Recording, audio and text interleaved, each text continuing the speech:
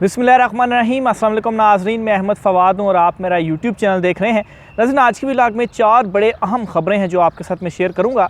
सबसे पहला तो ये कि इमरान खान साहब की आज फिर से इस्लामाबाद की मुख्तलिफ़ मकामी अदालतों में पेशियाँ थीं। कुल 16 मुकदमात में इमरान खान साहब पेश हुए थे ज़मानत के लिए। कुछ तफ़सीलात इस हवाले से मैं शेयर करूँगा, इन ज़मानतों का क्या बना, और साथ ही साथ आज असद उमर और इमरान खान की भी मुलाकात हुई है। याद रहे कि ये मुलाकात असद उमर ने जब से प्रेस कॉन्फ्रेंस की और पार्टी ओहदा छोड़ने का ऐलान किया है, उसके बाद ये पहली मुलाकात है जो कि हुई है इमरान खान और असद उमर के दरमियान। दोनों ने एक दूसरे से सलाम भी किया, बल्कि असद उमर ने इमरान खान से सलाम किया। लेकिन इस मुलाकात में आगे क्या हुआ, इमरान खान ने क्यों माफ़ी मुस्तरद की, असद उमर की कुछ तफ़सीलात इस हवाले से भी आज शेयर करूँगा। अदालत में मंजरनामा क्या रहा, फिर इसके अलावा सुप्रीम कोर्ट ऑफ पाकिस्तान से भी एक बड़ी ख़बर है। जो केस था review of judgment and orders act, यानी कि जो नज़रसानी का इख्तियार के हवाले से था, सुप्रीम कोर्ट ऑफ पाकिस्तान ने इसका फ़ैसला महफूज कर लिया है। लेकिन आज की प्रोसीडिंग के बाद, आज की हेयरिंग के बाद जो कुछ सवालात अदालत ने किए अटॉर्नी जनरल से, उन पर क्यों मुतमईन नहीं कर पाए अटॉर्नी जनरल, अदालत को उन सवालात के जवाबात नहीं दे पाई।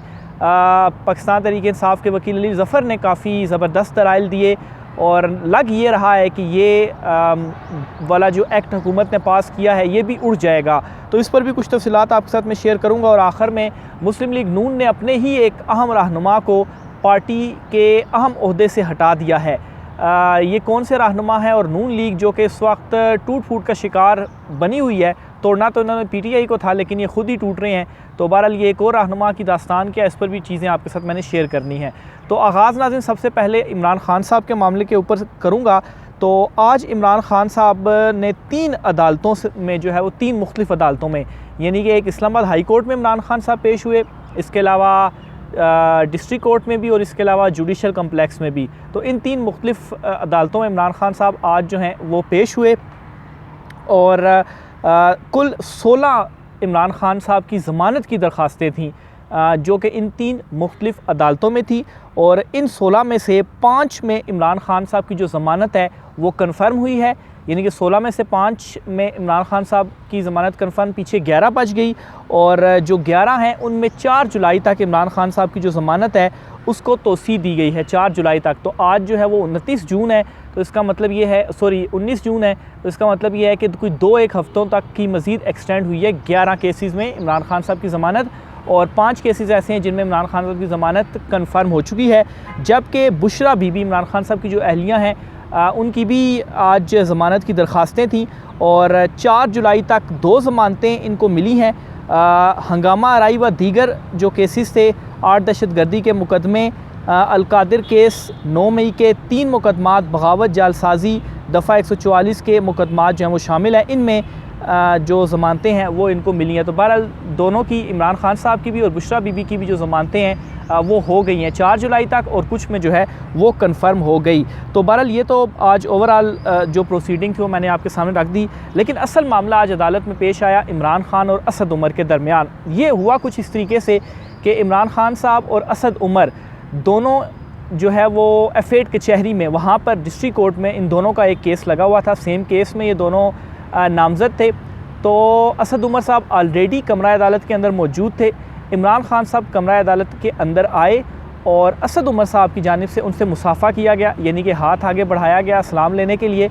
इमरान खान साहब ने असद उमर से सलाम किया, लेकिन साथ ही असद उमर की जानिब से इमरान खान साहब को इशारा किया गया कि उनकी जो साथ वाली नशिस्त है जो कि खाली है, उसके ऊपर वो बैठ जाएँ असद उमर के साथ ही। नॉर्मली भी इसी तरह से होता है, इमरान खान साहब जब आते हैं कोर्ट रूम में तो जो नशिस्तें होती हैं वहाँ पर इमरान खान साहब बैठ जाते हैं। अभी तक जज जो है वो नहीं आए हुए थे, लेकिन इमरान खान साहब ने बजाय असद उमर का ये जो प्रपोज़ल था ये एक्सेप्ट करने के, इमरान खान साहब ने इसको नज़रअंदाज करते हुए वो रोस्टम पर चले गए। तो इससे ये जो असेसमेंट है वो निकाली गई है कि इमरान खान साहब असद उमर से अभी भी नाराज़ हैं। उन्होंने नाराज़गी का बाकायदा तौर पर इजहार किया। तो सलाम तो ज़रूर इमरान खान साहब ने किया और असद उमर ने भी उनको सलाम किया, और उसकी रीज़न भी एक ये है, ये असेसमेंट ये है कि असद उमर, ज़ाहिर सी बात है, प्रेस कॉन्फ्रेंस के बाद और पार्टी ओहदे को छोड़ने के बाद इमरान खान साहब से उन्होंने मुलाकात तो नहीं की। तो इसका मतलब यही है कि वो इमरान खान साहब से इस वजह से मुलाकात नहीं कर रहे कि इमरान खान उनसे नाराज़ होंगे, उनको ये मालूम है। तो ये एक कुदरती इत्फाकी तौर पर आमना सामना था। तो असद उमर ने सलाम जो है वो इमरान खान साहब से इसलिए भी किया कि शायद अगर वहाँ पर इमरान खान साहब कोई पॉजिटिव उनको जेस्चर दें तो इसका मतलब ये है कि वो उनसे नाराज़ नहीं है और माफ़ी तलाफ़ी वाला जो सिलसिला है वो हो गया है। लेकिन सलाम इमरान खान साहब ने ज़रूर लिया उनसे, लेकिन उसके बाद उनका प्रपोज़ल ये कि उनके साथ बैठ जाएँ वो एक्सेप्ट नहीं किया और रोस्टम पर जाकर इमरान खान साहब जो हैं वो रोस्टम पर जाकर इमरान खान साहब खड़े हो गए।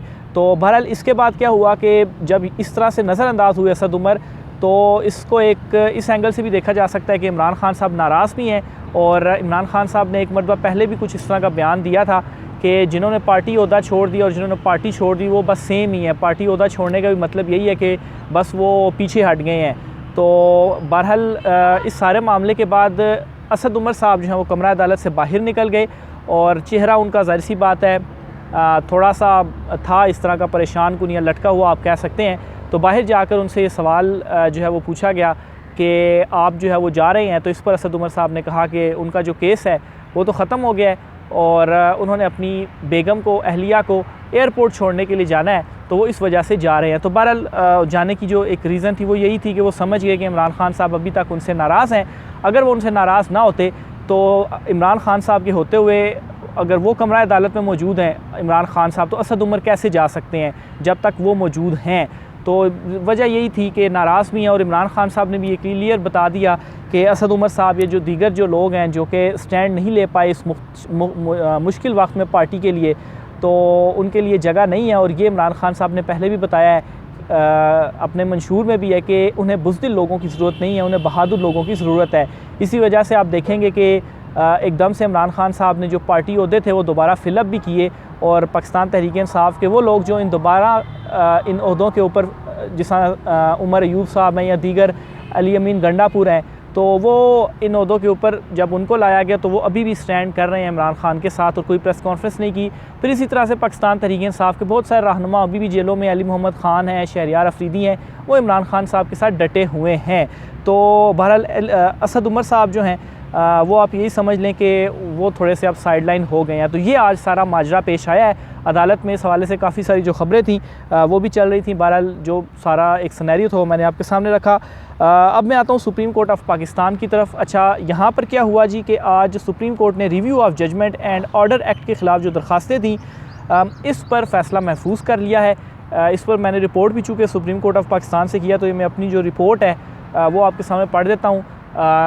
इससे जो कुछ दलाइल हैं और जो कुछ रिमार्क्स हैं वो मैं आपके सामने रखता हूँ। फिर मैं आपको बताता हूँ कि कैसे हुकूमत को इस एक्ट के हवाले से भी हज़ीमत का सामना करना पड़ सकता है। तो रिपोर्ट ये है जी कि सुप्रीम कोर्ट ने review of judgment and order act के ख़िलाफ़ दरख्वास्तों पर अटॉर्नी जनरल और दीगर फ़रीक़ैन के वकला के दलाइल मुकम्मल होने के बाद फ़ैसला महफूज कर लिया। चीफ जस्टिस ने आखिर में ये रिमार्क्स दिए कि हम मुशावरत करके जल्द फ़ैसला सुनाएंगे। अदालत की वकला को 2 से 3 दिन में तहरीरी मौरूज़ात जमा कराने की भी हिदायत। और आज जब केस की समाअत शुरू हुई तो अटॉर्नी जनरल मंसूर उस्मान अवान ने दलाइल में कहा कि आर्टिकल 188 नज़रसानी के हदूद को महदूद नहीं करता। आर्टिकल 184(3) के मुकदमात में नज़रसानी का दायरा बढ़ाना इम्तियाज़ी सलूक नहीं। सुप्रीम कोर्ट में अपीलें हाई कोर्ट या ट्रिब्यूनल्स के फ़ैसलों के ख़िलाफ़ आती हैं, जबकि आर्टिकल 184(3) का मुकदमा बराह रास्त सुप्रीम कोर्ट में सुना जाता है। इसको अगर सिंपल कर दूं तो अटॉर्नी जनरल ने यह कहा जी कि सुप्रीम कोर्ट जो खुद नोटिस लेती है उसके ऊपर नज़रसानी होनी चाहिए, क्योंकि ये मुकदमा direct supreme court of Pakistan में ही आ जाता है और वो फ़ैसला दे देती हैं, कोई अपील वगैरह नहीं होती। जबकि जो दीगर दरख्वास्तें होती हैं वो पहले मुकामी अदालत में जाती हैं, डिस्ट्रिक्ट कोर्ट में जाती हैं, वहाँ से हाई कोर्ट में जाती हैं, ट्रिब्यूनल्स में जाती हैं, या फिर उसके बाद ट्रिब्यूनल से होते हुए आखिर में सुप्रीम कोर्ट ऑफ पाकिस्तान में आती हैं। तो इसलिए यहाँ पर भी वो जो राइट है वो दिया जाना चाहिए। अब चीफ जस्टिस ऑफ पाकिस्तान ने क्या रिमार्क्स दिए हैं वो आप सुन लें, फिर उसको भी सिंपल करके आपके सामने रखूँगा। चीफ जस्टिस ने ये रिमार्क्स दिए कि नज़रसानी का दायरा बढ़े इसकी मुखालफत नहीं, मगर जिस अंदाज से नज़रसानी दायरा बढ़ाया गया इस पर सवाल है, क्या कानून साजी से नज़रसानी का दायरा इतना बढ़ाया जा सकता है? आप केस की दोबारा समाअत की बात कर रहे हैं, इसका कोई तो ग्राउंड होगा। सिंपल कर दूं तो अटॉर्नी जनरल ने ये जो दलाइल दिए इसके ऊपर चीफ जस्टिस ने सिंपली ये कहा कि हमें इस चीज़ के ऊपर तो एतराज़ नहीं है कि आप नज़रसानी का दायरा बढ़ाएं, लेकिन जिस तरीके से आप नज़रसानी का दायरा बढ़ा रहे हैं उस तरह से नहीं होता। यानी कि आप एक आइनी तरमीम है या आइनी तौर पर ये मामला किया जा सकता था। आप उसको कानून आप किस तरीके से कानूनी तौर पर आप उसको मतलब ये कि कानून साजी चूँकि पार्लियामेंट से की गई है, तो असल में ये जो तरमीम है वो कानून साजी के ज़रिए से नहीं, आइन में तरमीम करके की जा सकती है। तो ज़ाहिर सी बात है पार्लियामेंट में तो इनके पास नंबर ही नहीं है, तो आइनी तरमीम कैसे करेंगे, तो इन्होंने कानून साजी कर ली। तो ये चीफ़ जस्टिस ने इनसे कहा कि आपने कानून साजी की है, असल में आइनी तरमीम आपने करनी थी। तो बाकी जो आपकी बात है ठीक है, लेकिन आप कुछ ग्राउंड इसमें सही नहीं ले रहे। ये चीफ़ जस्टिस के रिमार्क्स थे।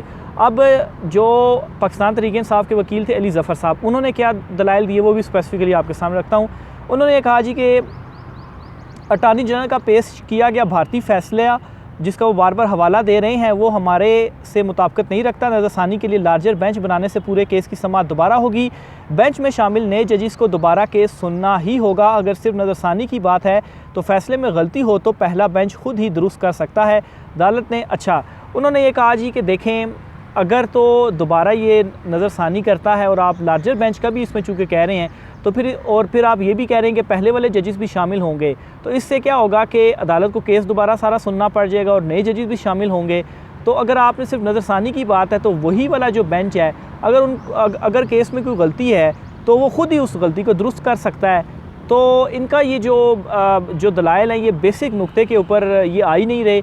जो कानून साजी और आइनी तरमीम के हवाले से सवाल है जो चीफ़ जस्टिस ने भी किया और अली ज़फ़र साहब ने भी उसके ऊपर जो है वो सवाल रेज़ किया। तो ये वो दलाइल थे जिसके बाद चीफ़ जस्टिस की सरबराही में 3 रुकनी बेंच था जिसने केस का फ़ैसला महफूज कर लिया। जाते जाते चीफ़ जस्टिस ने ये कहा कि हम मुशावरत के साथ इसका जो फ़ैसला है वो करेंगे। 2-3 दिन के अंदर जो वकला वगैरह हैं अपने जो दलाइल हैं वो तहरीरी तौर पर भी अदालत को जमा करा दें। तो 2-3 दिन से आप ये अख़ज़ कर सकते हैं कि 2-3 दिन तक तो फिर ये फ़ैसला नहीं आएगा, क्योंकि 2-3 दिन में वो अपने तहरीरी जवाब देंगे और फिर मुशावरत भी की जाएगी। तो आज चूँकि मंडे है तो 2-3 दिन तो यानी कि लगेंगे। तो आप कह सकते हैं कि फ्राइडे वाले दिन तक कोई ना कोई इस हवाले से बड़ी डेवलपमेंट हो सकती है या इस केस का जो फ़ैसला है वो आ सकता है। तो इन दलाइल की बेस के ऊपर तो मुझे ये लग रहा है कि ये जो दरख्वास्त है ये जो मंजूर हो जाएगी पाकिस्तान तहरीक इंसाफ की और ये एक्ट उड़ जाएगा इन दलाइल से जो मैंने तरतीब के साथ आपके सामने रखे, क्योंकि मुतमईन नहीं कर पाई जो मेरी ऑब्जर्वेशन है। तो बहरहाल देखें सुप्रीम कोर्ट ऑफ पाकिस्तान इसमें क्या जो फ़ैसला है वो देती है। आगे चलकर नून लीग के सिंध के सदर हैं शाह मोहम्मद शाह, इनको नून लीग की जानिब से अपने ओहदे से हटा दिया गया है। नून लीग के अंदर तोड़फोड़ का सिलसिला जारी है। शाहिद खाकान अब्बासी को साइड लाइन किया गया, मिफ्ता इस्माइल को भी ओहदे से हटा दिया गया और अब एक और रहनुमा हैं नून लीग के शाह मोहम्मद शाह, और ये अहम लीडर और सीनियर लीडर हैं जो कि सदर हैं सिंध में। इनको भी ओहदे से हटाने का जो फ़ैसला है वो कर लिया गया है और ज़राए से ये ख़बर सामने आई है। तो नून लीग के अंदर जो एक ग्रुप के हवाले से भी मैंने आपको बताया था, तो ये जो ग्रुप है इस ग्रुप के लोगों को साइड लाइन किया जा रहा है आहिस्ता आहिस्ता।